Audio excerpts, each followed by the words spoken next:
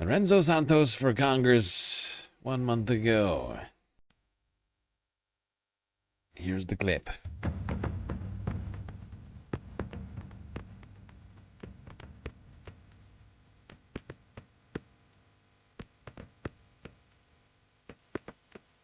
My dad was a career Navy officer, so my 5 siblings and I moved around a lot. It was sometimes hard to leave friends and school every few years, but those times taught me resilience, independence, and the importance of family. My entire life has been dedicated to service. I followed in my father's footsteps through naval service, graduated from the Naval Academy, and served on active duty. I'm proud to continue that service today in the reserves. Now I work as an emergency manager, using my skills to help respond to crises facing our community. You can feel that something's not right in our country. People are scared. Working families are struggling. Parents can't afford rent or food, and veterans can't get the mental health care they so desperately need. And our streets have become war zones full of chaos. That's not what you voted for. Politicians in Washington keep blaming each other, and nothing ever gets done. And when that happens, we all lose. Yes, indeed. All right, Lorenzo facing up against 3 challengers in the Democratic primary to unseat Republican incumbent Brian Steele. Here's Wisconsin's 1st district down here in the bottom southeast corner of the state. Okay. We deserve better leadership in Santos, according in Santos. Better leadership in D.C., according to Santos. Everyday people power. A bunch of issues: economy, healthcare, democracy, humane foreign policy. Now to a galactic endorsement of a candidate who's already in Congress, Mark Pocan, who's going to make it easy for me here with this clip. Speaking on his trip to Cuba earlier this year. This is from 9 days ago on his YouTube channel. I just got back from a fact-finding trip to Cuba a week ago after having visited the country 30 years ago and 3.5 years ago as well. Let me tell you what I found on this trip. The United States blockade of Cuba is crushing the Cuban people. We are hurting the very people we profess to care about, and we are not doing so for national security reasons, but for political reasons. Here's what I saw. Our blockade is inhumane. Food, medicine, fuel for energy, literally everything you need to live and thrive is blocked by us. And it's not just us. We forced the world into an involuntary global blockade as well, as we'll punish anyone who does business with these sanctions. Our boot is on the throat of the Cuban people after over 65 years of blockading their government. The definition of insanity is doing the same thing over and over again and expecting a different result. Our punishing of the people of Cuba has not brought the regime change that some politicians want, but we're pushing our boot harder on the necks of the people. Insanity. Now, we had a period of time where lifting the restrictions under Barack Obama, and guess what? Americans visited Cuba. The people of the country thrived and loved our country, and America was no less safe. But all that got taken away by Donald Trump. In fact, we didn't just go back to the same old repression, but instead we went to new levels of sadism against the Cuban people. Ships can't bring supplies due to our blockade. Goods can't be exchanged with the Cuban people because of our blockade. Medicine, even in war, we allow medicine through. Medicine and medical parts can't get to the Cuban people due to our blockade. Cuba is a nation that trains doctors who serve around the world, especially in Central and South America. But in Cuban hospitals, MRI and CAT scan machines sit idly because they can't get the parts they need to fix them. I've seen it with my own eyes. The infant mortality rate has doubled due to the tightening of the blockade. 14,000 kids are waiting for surgeries, 100,000 adults. When the power goes out, which it does quite often due to our oil ban, surgeons finish surgeries with the light from their cell phones because of our blockade. In fact, while I was there, the power went out across the country for the second time that week. 42 hours down, then an hour and a half of power, then a shutdown again. Garbage is lining the streets because garbage trucks can't pick up trash, causing an additional health hazard. We say we want to transform the country with a more robust private sector, yet we make it harder for small businesses to open and thrive. I've talked to small business owners there, one who went from 400 employees to 12 due to our blockade. The government in Cuba announced 176 reforms for helping private businesses, but our government refuses to acknowledge a single one. Bluntly, the U.S. government is lying to the American people about Cuba. Yep, there's Representative Mark Pocan. Got the galactic endorsement. Nice to be able to give it a galactic endorsement to an incumbent establishment Democrat. I mean, he's not an establishment, but he's established, right? I mean, he's part of the establishment. He's a representative. He's been in office for over a decade, but he actually does stuff. Stuff that gets good enough for me to be like, yeah, screw this guy who's trying to unseat him. He's over here doing the good work. What are you doing? Fuck you. Fuck you. Mark deserves your vote. He's got one challenger here. This guy, Douglas Alexander. Right? Mark is good. I stay there, Mark. You keep it up, pal. You keep going to Cuba and telling people that it's not some fucking, like the only reason Cuba is fucked up is mostly because of America refusing to allow Cuba to have its own economy. Just a fact. It's just facts. It's just facts. It'd probably be a perfectly normal country. At least much more normal than it is now. If it were, if the United States has been hands off, like, you know what?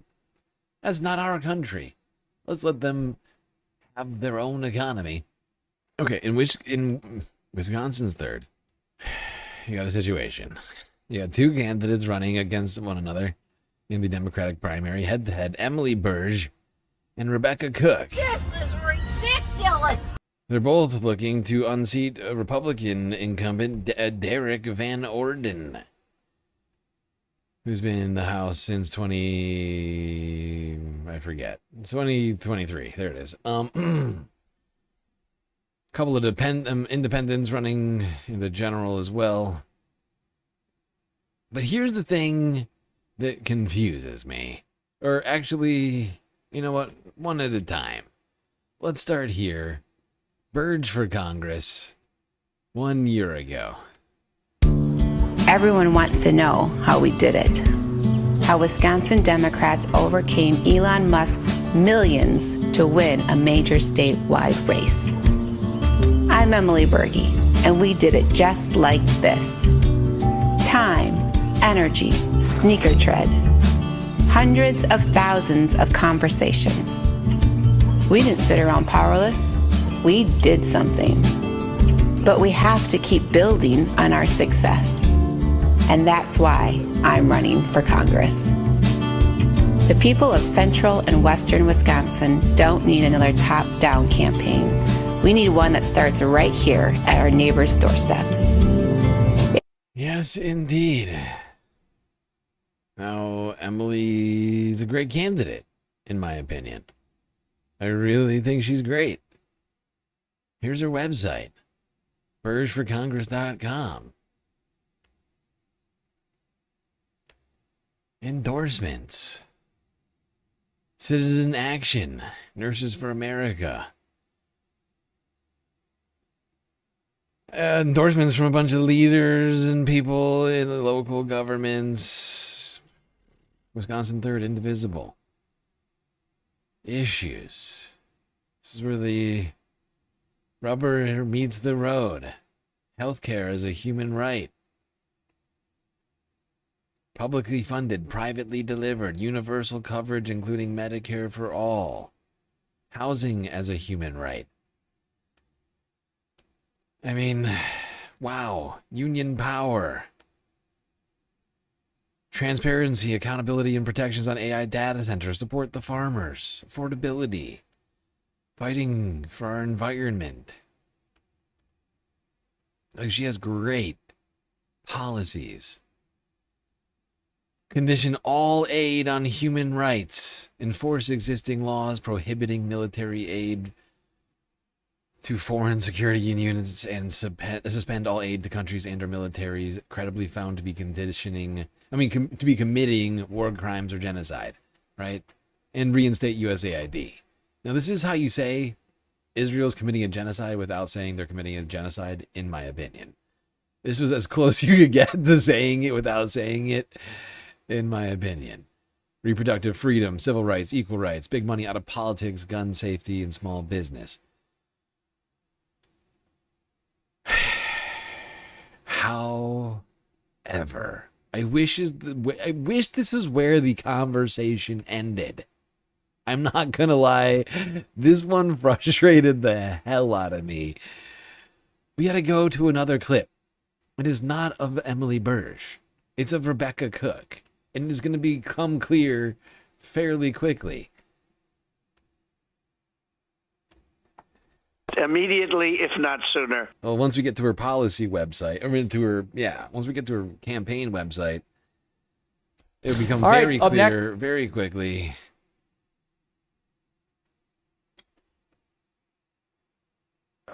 The residents of Wisconsin's 3rd Congressional District directed questions to an empty chair reserved for Congressman Van Orden. Oh, God. Our next guest is the Democrat Rebecca Cooke. She lost to Congressman Van Orden by just 2 points in 2024. Last week, Rebecca Cooke announced that she's running against Van Orden in 2026 in Wisconsin's 3rd District, and I hope he's going to show up for some meetings when you're running against him. This is quite something, Rebecca. The Republicans who are not doing things, they're not showing up.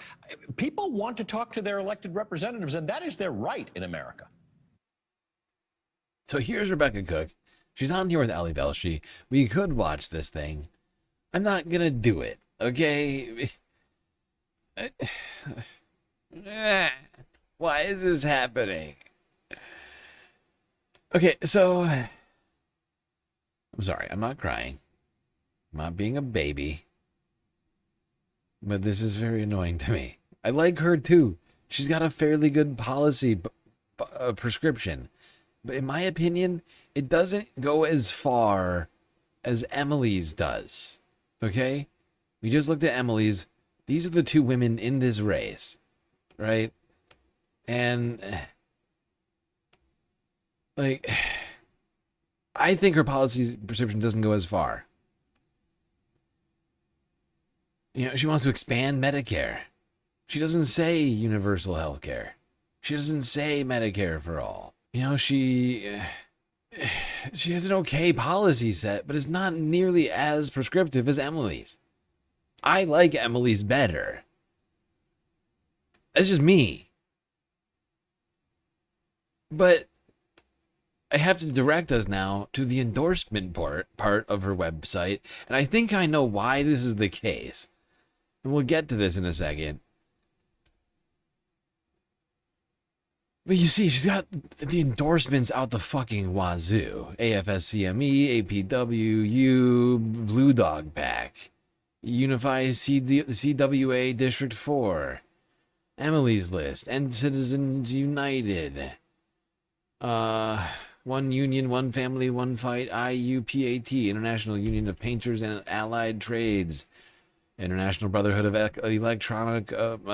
Electrical Workers, Iron Workers, Local 512, Local 383, New Dems, Old Dems, fucking all the Dems, Wisconsin AFL-CIO, SEIU. And then we get to the list of Democrats endorsing her. Mark Kelly, Tammy Baldwin, Alyssa Slotkin, Bernie Sanders, Pete Buttigieg, Yasmin Ansari, Ted Lieu. I mean, we know all these people here. I mean, like, it's literally everybody. Blue Dog Dems and progressives alike. It's the most confusing thing I can imagine. The only reason I think everyone's endorsing her is because they've done the math. Follow me, Space Fams, through a world of elections. Wait. Yeah. Rebecca won her primary by 10 points against Katrina Shankland, Eric Wilson in 2024. That's the election we're looking at here. Then faced off against incumbent Republican Derek Van Orden, who's still an incumbent right now, who beat Rebecca by 2.5 points here, less than 12,000 votes. And right now, what are we looking at? We started this discussion off tonight with the numbers. What did Harry Emden say? Holy Toledo. Well, he said holy Toledo, but he also said Awful, awful, awful. Weak. He said Republican numbers are awful. Weak. They're in the fucking tank. They're negative 15 against 2024 results. What does that mean? Rebecca has a proven track record of fighting this race against Derek. Lost by 2.5 points. And if she gets a plus 15 point boost, she wins. She wins and she goes straight to the House. And I think that's the calculus being made by both progressives and liberals. They're saying, fuck it. This one is too easy. This is too easy of a fucking win in a seat that we can flip to a blue. It bugs me a little bit. And the fact is if she loses, we get the person I like more. So it's like, to me, it's kind of like whatever. I don't really care. I don't really care what happens, which is like, I'm just, for the first time ever, I'm just giving you a choice. Go for it. Vote away, Space Fans, in Wisconsin's, what was I saying? Not Wisconsin. Where am I? It's Wisconsin, right? What just happened? Oh, right. Wisconsin's third. Vote away. The Democratic primary. Vote your heart. I honestly, in my opinion, I think they both win. I think it's the wrong calculus to make. I think they both win. They have more numbers than I do, though. Right? They have more numbers than I do. She has name recognition from the previous race. I think it just makes sense. But I just still have doubts because, I've been trying to maximize, trying to go max left in the primaries. Worry about electability in the general, but it seems like everybody's already done that worrying for me in this particular race. Both are good, but one is better. All right, let's go to the 4th district of Wisconsin, where we got a race on our hands between incumbent Democrat Gwen Moore and one Amy Donahue looking to unseat her. Thank y'all for being here with me today, whether you're on the live stream or here in person. I'm Amy, pronouns they, she, he. I'm here to tax the rich, get healthcare for all, protect public education, enact real public safety, save our planet, and free Palestine. I'm going to start with a little bit about my professional background. I was a medical librarian and am a genetic counselor. I have drawn from these, the experience that I have drawn from these unique careers will shape my approach in Congress. As a medical librarian, I navigated a complex and ever-changing information environment. I helped patients, students, community workers, and doctors articulate the questions they wanted to answer. I then worked with them to find the resources that would do so. Yes, indeed, Amy. A person who gets stuff done. Non-binary individual running for Congress here in District 4. Whose policy priorities include codifying healthcare for all, which must include reproductive health, putting an end to the U.S. war machine, moving us away from institutionalized systems of punishment and towards public health infrastructure and truly safe communities, building equitable public educational systems at all levels, and protecting our planet. And I have been and will continue to be committed to being a part of the movement that is going to topple authoritarianism and the billionaire class. We, the people, all belong in that movement together, using our civic muscles to build a better world. Oh! Short, sweet update as of yesterday, in progress. More information can be found here And if you're in the 4th District, I recommend you look at it and also vote for Amy. Okay, to Wisconsin's 6th, my preferred candidate, Amanda Bell. This is her YouTube channel from 8 months ago. To talk about how AI data centers are ruining the Great Lakes region. All right, Amanda, tell us. Words. Hi, I'm Amanda Bell. Today I want to talk a little bit about the water quality and water resources we have here in the 6th District. Our district stretches all the way from the Wisconsin River to the beautiful Lake Michigan. I've studied water resources for nearly 25 years. We have an incredible amount of fresh water in our district. These resources are vital to Wisconsin's economy. They provide hunting and fishing opportunities, boating and tourism. I understand the impacts that these AI data centers could have on the quality of our water. The reason they're coming to the 6th District, it's because of the incredible amount of water that we have. I don't want to have to tell my child that I didn't stand up and say no to these data centers, knowing that they would harm our natural resources. So let your town boards, your county boards know that you're not okay with this.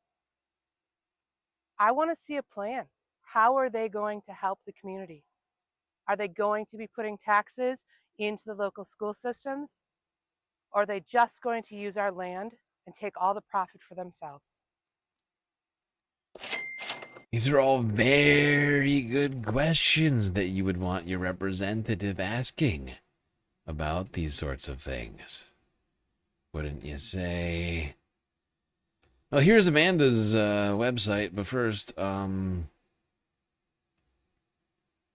Ballotpedia. Wait. Oh, wait, this is the wrong one. God damn it. How did I do this? Son of a bitch. This is the 6th District, not the 5th District, you idiot. Here we go. Now we're doing it. Glenn Grothman. Oh, I fucking hate this guy. Wait. Oh, those are the independents. Oh my god, for a second I thought Amanda pulled out. I was like, no, Amanda. No. Okay, thank god. Okay, Glenn Grothman is a fucking Republican ghoul. Deserves no one's respect. Unlike Amanda, who's managed to fend off 6 other Democratic candidates that have now either withdrawn or been disqualified. And it's now just her and one Bradley Smith going head-to-head in Wisconsin's primary election taking place on August 11th, which is next Thursday, if I got my math correct. I'm sorry, next Tuesday. Didn't have my math right. Next Tuesday, I'm pretty sure. Yeah, and here's Amanda's website. Here's her platform. She wants to move towards a single-payer healthcare system and protect access to rural healthcare, something super important to Wisconsin.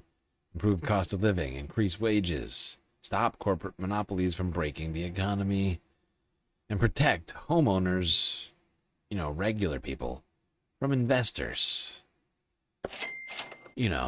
Those corporate ghouls that have been buying up all the properties in your neighborhood. She wants to limit the corporate ownership of housing, expand affordable housing programs, protect renters from unfair practices. The federal decriminalization of hemp and cannabis. LGBTQIA rights, civil rights, workers' rights, environmental protections, reproductive freedoms, responsible gun safety, immigration reform. Not enough foreign policy, but Amanda certainly gets the recommend here over Bradley, the other candidate left in the Democratic primary. There's one Republican running unopposed, Glenn Grothman, one Green candidate, Matthew Arndt, the only Green primary candidate I've seen in any race. and 2 independents running. So we'll have, like, I think, what was that, 4 candidates? 5 candidates, I think, running in the general. And Wisconsin's 6th congressional district, which, as you can see, has quite a lovely view and access to the Great Lakes. Not sure which one that is, but it looks utterly beautiful. I guess we want to take a little dip. Should stop saying it's doable and just do it. Do it. Just do it. Howdy, folks. Chris Armstrong here from New Richmond, and I really wish I could be there in Madison for what I'm sure has been a fantastic event. However, there are a couple of local events happening here in Northwest Wisconsin this weekend that I need to support, including the Flag Day rally in Hudson, which last year drew over 1,000 people. I've got a 6-step plan for what it's going to take to get this country back on track. It's not going to be easy, but I know there's nothing we can't do when we work together to demand change. Step 1, we need to continue to resist the un-American and anti-constitutional actions of the illegitimate Trump regime. We need to continue to get out on the streets and exercise our First Amendment rights, as so many of you have been doing all over Wisconsin. Step 2, we need to retake the House and retake the Senate. I think we're within 5 to 10 points of flipping the 7th district, and that margin's only going to get thinner as this administration continues its assault on the American people. Step 3, first thing I'm going to do when I'm seated in the House of Representatives in 2027 is work with my fellow members and introduce articles of impeachment against Donald Trump and his cabinet. Oh. Chris swinging for the fences over here in Wisconsin's 7th district. Planning to impeach Donald Trump immediately, if not sooner. Immediately, if not sooner. I did everything right and they indicted me. Quickly take a look at the race and his page. I almost just called him Crimstrong. I need help. I need fucking help, Space Fams. I've been going too long. 10 hours of election coverage. Never giving up, never surrendering. I swear to God. Never give up, never surrender. Crimstrong, a.k.a. Chris Armstrong, going up against 2 other Democrats in this primary happening on August 11th. Republicans got a fairly hot primary happening over here, too. That's hot. And the goal is to eventually replace Tom Tiffany, incumbent Republican. Actually, I take it back. I think Tom dropped out, didn't he? Yeah, he's not running. Tom's not running. He's given up. He has given up. He has surrendered. Now it's like 9 or 10 people looking to take over that seat. I think Chris is the best of all these people. He also apparently shares the name with a famous English soccer player. I don't know why I'm taking on the Wisconsin accent now. What was I doing? Stand policies. Don't be a dick.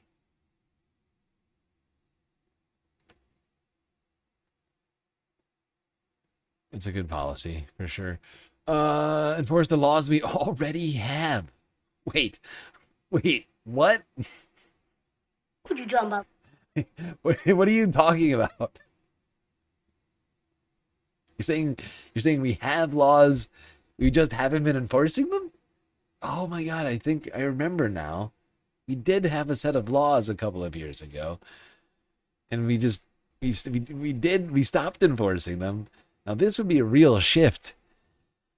The country has plenty of laws. What we need is more elected officials with the spine to enforce them. The car is on fire. You don't sit down and plan the road trip while the car is on fire. It's science. This guy, I love this guy. I fucking love this guy. You grab the extinguisher and you deal with it. Oh my God, it's brilliant. This is what we call innovation right here. You grabbed it and then you say fire time. Impeach. All of them. Donald Trump, Kristi Noem, you're fired. Pam Bondi, also fired. Pete Hegseth, RFK Jr., little Marco Rubio. Wait, don't worry about it, little Marco. Gentlemen. Oh, Chris is coming for you, all fired. Although some of those people already technically fired. That sentence is so cathartic. The Dow right now is over. The Dow is over 50. Abolish ICE. Healthcare is not something that you have to earn. Tax the ultra wealthy and large corporations. Support working families. Do you need more? What I could take is foreign policy. We do not get that from Chris. It's the only reason he doesn't get the full endorsement. He just gets a very, very strong galactic recommendation. This guy, do it. Do it now. Immediately, if not sooner. Immediately, if not sooner.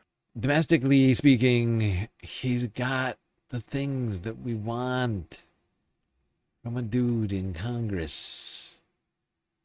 You know what I'm saying? Could it improve? Yes, but we cannot allow our desire for the perfection to be an enemy of the very good and or great. It would be silly of us in this moment. Fairly interesting candidate here in Wisconsin's 8th district in Katrina DeVille, a transgender woman, self-described Democratic socialist, running to unseat. Who is she unseating here? I forget now. Suffice to say, that's who our next candidate is. I'll get more information on this in a second. Hello, darlings. My name is Katrina DeVille, and I'm running for United States Congress in Wisconsin's 8th Congressional District. And I would like to take this moment to remind you that I'm the only candidate running in this race who calls for Medicare for all. I am the only candidate in this race who's calling for universal child care. I am the only candidate in this race who has studied the MIT living wage calculator, realizes the amount that we need to make per hour to live in the areas that we do, and that's why I'm asking for $22 an hour minimum wage. I am the only candidate to be announcing that we should be ending Citizens United, and I'm the only candidate who repeatedly calls for impeaching Donald Trump. Yes, indeed. This is Katrina DeVille. Very outspoken woman here running in Wisconsin's 8th district to unseat Republican incumbent Tony Weed, who's been in office since 2024. Who's running unopposed in the Republican primary. Mark Scheffler, Rick Crossan, the two other candidates running in this race, with one candidate having dropped out already. Now, here's Katrina's website, DeVilleforCongress.com. Make Medicare for all, tax the rich, $22 minimum wage, impeach Trump, human rights. Yeah, honestly, Katrina has got a great policy platform. And is a self-described democratic socialist. And the one thing that I haven't been able to figure out yet, she doesn't have any endorsement page on her website. I don't know if she's endorsed by the local DSA. This is another one of those, right? This is number 2 of self-described democratic socialists that I haven't yet been able to verify whether or not they've been endorsed by their local chapter. If in fact there is one here in Wisconsin's 8th, I don't know. But you would assume there one at least in the state of Wisconsin, I'm pretty sure. I haven't been able to figure that. Actually, I'm fairly certain there is. But I just don't know. I haven't been able to figure it out. I need to get on that one part of it. But suffice to say, she's got the best policy platform here. And is getting the galactic recommend. Only reason they're not getting the full endorse on this one is because I worry that as a democratic socialist, without the democratic socialist apparatus, you could run into some real problems. All right, moving on to I think the last race that we're really going to talk about here in Wisconsin. So I was able to put any effort into researching. And that is the Wisconsin governor's race, where candidate Francesca Hong, woman we've talked about actually in the past already, because a galactic viewer recommended her to me months ago now. I've been following her campaign for a while. All right. Francesca Hong for governor of Wisconsin. This is her. It's so stressful to get by these days, and I know a lot about stress. I work in restaurants. I started in this kitchen 15 years ago, and you might recognize what's across the street. A lot of people in that building don't get why it's so hard to get by right now. Working hard doesn't mean you can always keep up. One wrong step can lay you out flat. This is by design. I'm State Representative Francesca Hong. I'm a service worker, community organizer, and a mom. I work for a living. Always have, still do. 5 years ago, my community sent me to the Capitol. The system is rigged. I'm running for governor to fix it. For years, we've been told that doing better isn't possible.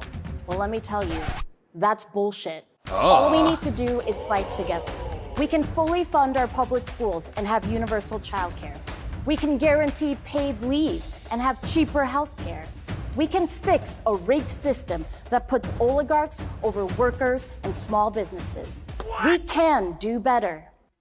Could you drum up? Don't let anyone tell you we can't do this. We can build a Wisconsin where we share the table. I'm Francesca Hong, and I'm running for governor because I know that together we make better possible. Yes, Francesca Hong, a fierce candidate here running for governor in Wisconsin. Yes, indeed. Here's her website. Now, wait, shit. How did I do this? Why did I do this?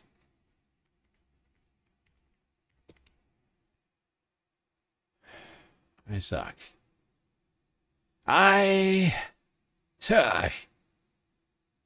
All right, here we go. So you have like 7 candidates who've already dropped out of the race. Independent candidates. 4 Democratic candidates that have dropped out. 3 who've unofficially withdrawn. And then 4 who are still in it.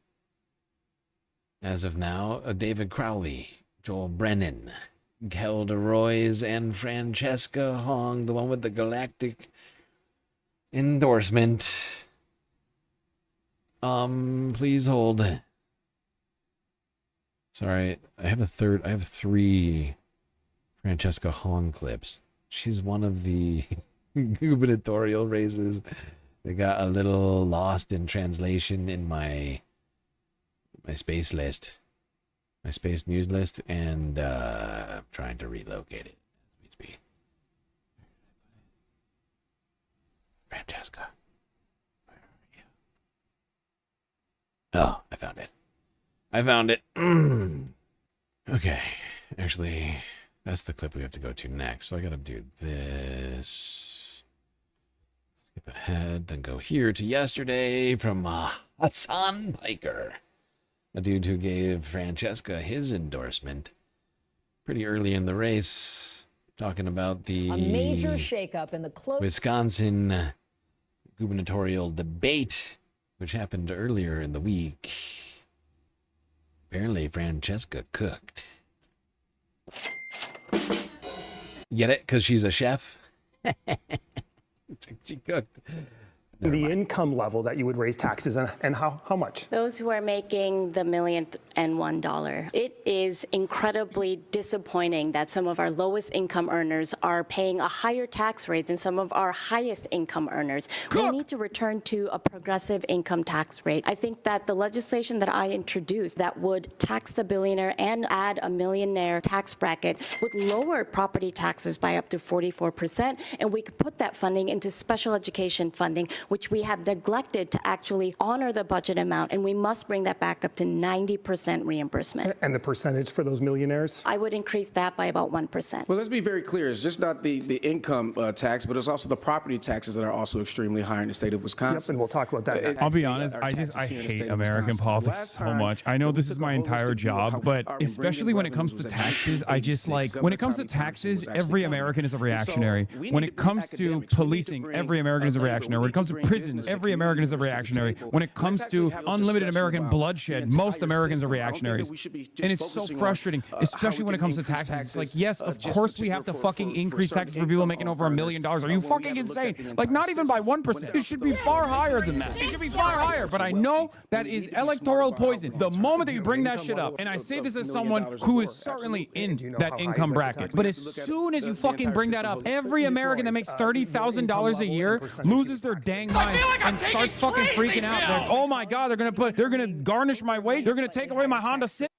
They're gonna take away my Honda Civic. No, never. I won't allow it. I will not allow it. How dare you come for my Honda Civic? How dare you come for my used Toyota Prius? My Kia Sorento is my baby. This is my wealth. I won't let anybody tax it. Buddy, nobody's coming to tax. Nobody's coming to tax your fucking 2004 Jeep Wrangler, okay, pal? That shit's worth $1,000.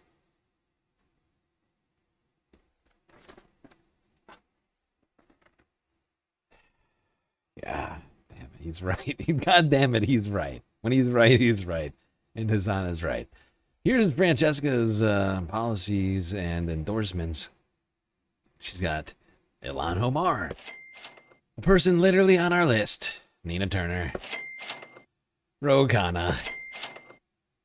Don't know that guy or that lady or any of these people. Or any of those guys. But suffice to say, they're probably super important. She's also getting endorsement from Milwaukee DSA, Democratic Socialists of America, Madison, Black Leaders Organizing for Communities, OPEIU Local 39, Democratic Socialists of America, Northeast Wisconsin. Basically, every chapter of the DSA in Wisconsin is endorsing Francesca. Faculty and Academic Staff Union 223. Getting the picture here yet, Space Bams. She's got the endorsements one would like to see in a race like this. Policy prescriptions. Fran has a vision. Look at her. Look at her looking. She does. I think she does have a vision. You go from this, Fran has a vision, to this photo? I'm like, you know what? You've convinced me. I think Fran, look at her looking. She's clearly got vision of something. A concept of a plan at the very least. That's what we've been operating on for like a year and a half. I'll take it. Universal childcare. I mean, she's incredible. Do we need to go through the policies? I think we know. Francesca's been vetted by all the most scrutinizing max left individuals like the DSA, Hassan, Ilhan Omar, and others, and everybody endorses her. Some degree, that's why she's got my endorsement, honestly. I think she's got this thing in the bag. Fact is, people keep dropping like flies. Francesca keep sticking around. One last clip. before we go to the next race. Son of a bitch. Did I do it again? Yes, I did. There's Jerry Green. Jerry, I was looking for you earlier for governor of Tennessee. There you are. Totally in the wrong spot. How conveniently located. The governor's races really suffered as a result of my haphazard compiling of this stream. I did the research. I spent a lot of time doing the research, but actually getting all the clip videos, like, pulled from the far reaches of the internet, that was slightly tougher than getting it in order by district and state. Narrative. I screwed up. Okay. You know, I accept that. I accept that. I'm not perfect. I'm not a perfect man. We've all made mistakes. We've all made mistakes, and yeah, and I've been looking for you, Jerry. Where have you been? I've been like, where is Jerry to give her Earth endorsement of Francesca Hong, who's now apparently, as of earlier on Thursday, seeking the endorsement of a guy who just dropped out of the race. That being Mandela Barnes. Making that pitch here on NBC News from 15 hours ago. That's bold. I gotta say, that's bold move. It's a bold move from a dangerous woman. I mean, this woman is dangerous, ladies and gentlemen. A major shakeup in the closely watched Democratic gubernatorial race in Wisconsin, where Mandela Barnes, the state's former lieutenant governor, just announced he is suspending his campaign ahead of the August 11th primary. The move comes as new polling shows 37-year-old state representative and Democratic Socialist candidate Francesca Hong surging to the top of a crowded primary field. Yes, indeed, baby.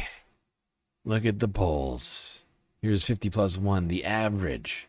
Showing you the same numbers. With Hong plus 18 against the guy who just dropped out.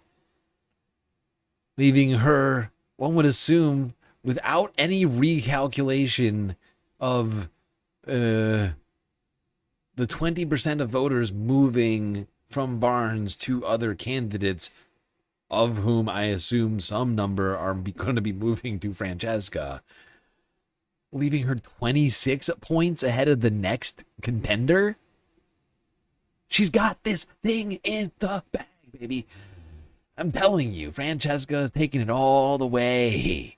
This thing's done. It's more done than Abdul El Sayed is.